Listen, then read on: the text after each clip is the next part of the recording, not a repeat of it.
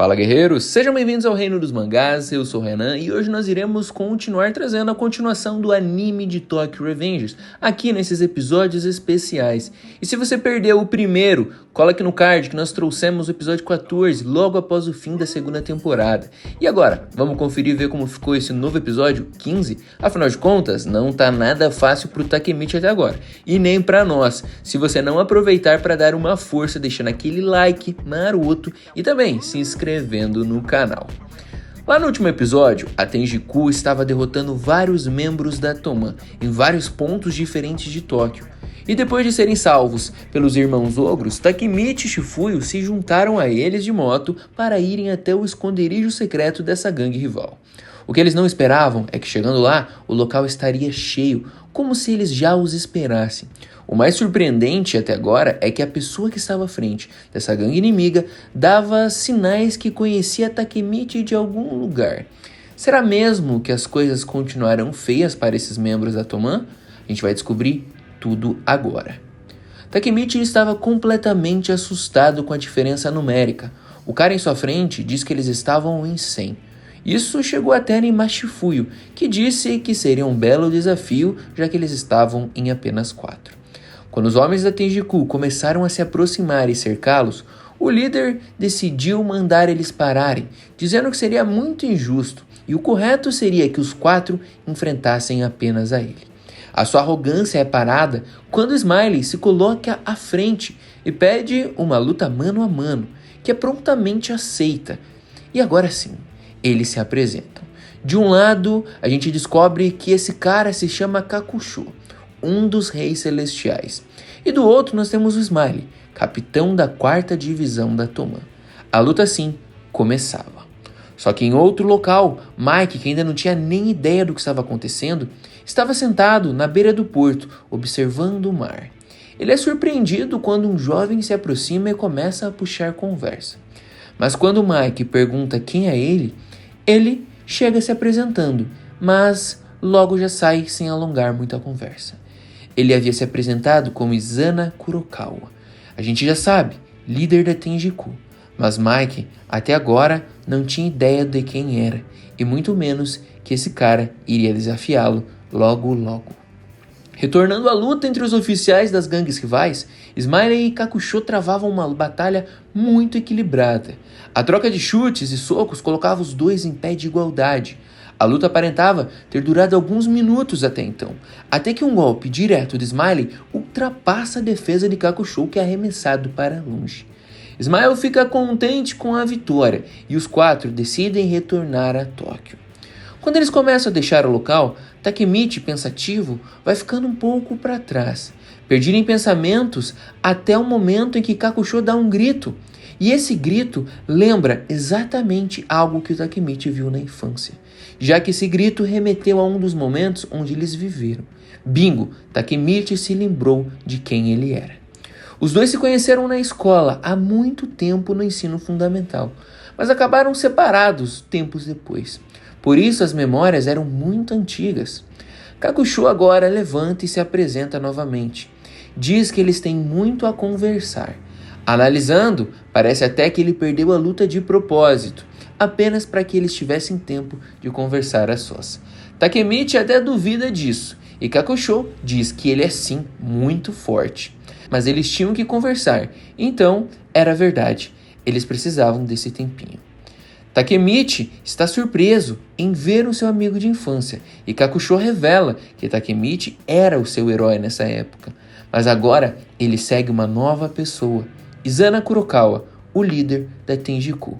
Por isso agora eles eram inimigos, o que faz o pedido de Kakusho ainda mais inusitado, já que ele pede para que Takemichi salve Izana.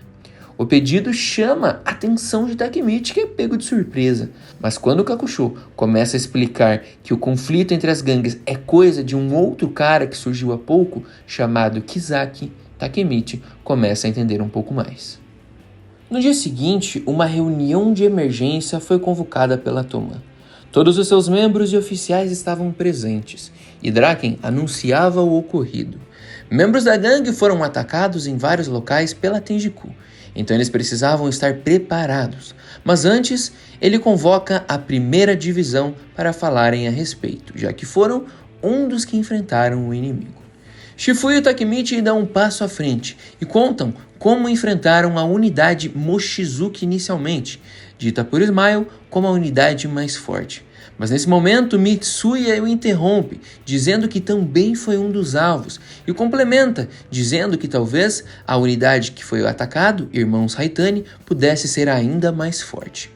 Draken ainda relata a Mike que Madarame Shion, ex-líder da Black Dragons, também dentro da Tenjiku, atacou membros da Toman brutalmente.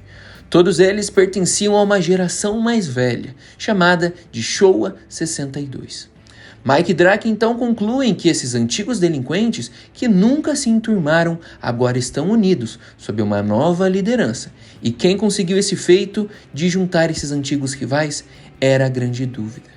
Mike não aparenta medo ou temor e diz que eles vão enfrentar a Tenjiku e derrotá-los o quanto antes, afinal de contas a melhor defesa é o ataque.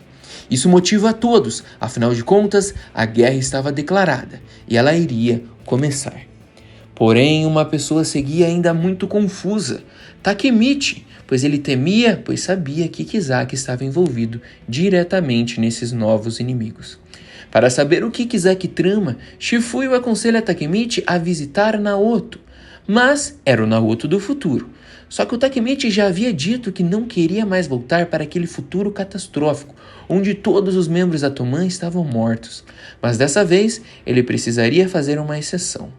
Ele então parte e vai à casa de Naoto depois da reunião. Só que quando ele chega lá, ele é surpreendido por Hina, que fica surpreso ao vê-lo machucado mais uma vez. O que faz ele lembrar da sua última promessa, que ele faria de tudo para salvar Hina e seus amigos. Um tempo depois, a gente descobre que Takemichi finalmente conseguiu viajar ao futuro. Depois de ver a Hina, ele se encontrou com Naoto. Chegando ao futuro, ele encontra Naoto novamente, dessa vez o policial. Ele ouve atentamente esses novos pensamentos do Takemichi e tudo que ele trouxe do passado. Apresenta também a dúvida atual se Kisaki era mesmo um viajante. Ao ouvir, Naoto sugere que talvez eles precisem matá-lo, para que assim todos sejam salvos. Obviamente, Takemichi se assusta, pois ele não esperava matar ninguém. Então Naoto finge que estava brincando. Mas o mais curioso aqui é que, segundo as informações que Naoto havia juntado do passado, naquela linha não existia nada que remetesse a Tenjiku. Kisaki deve ter falhado em algum momento se ele é um viajante. Ou ele usou isso para tornar a Toman para si. Até que em meio às falas de Naoto, Takemichi olha o quadro e reconhece a foto de Izana. E Naoto diz que ele era um dos oficiais da Toman naquela linha temporal. E traz a informação que ele também havia sido um capitão da Black Dragons. O que isso significava? Takemichi não entendia, já que ele havia sido líder da Tenjiku. Muitas informações novas e dispersas fazem Naoto se oferecer para continuar investigando, enquanto Takemichi decide também investigar por conta própria neste futuro. Como Naoto citou a Black Dragons, Takemichi resolveu procurar Inui e Kokonui para ver se eles sabiam de algo. Como ele não tinha ideia onde os dois estavam, ele decidiu ir até a igreja onde existiu o conflito do Natal Sangrento. Chegando lá, obviamente ele não os encontra e começa a pensar em tudo o que aconteceu ali, todas as memórias daquela luta.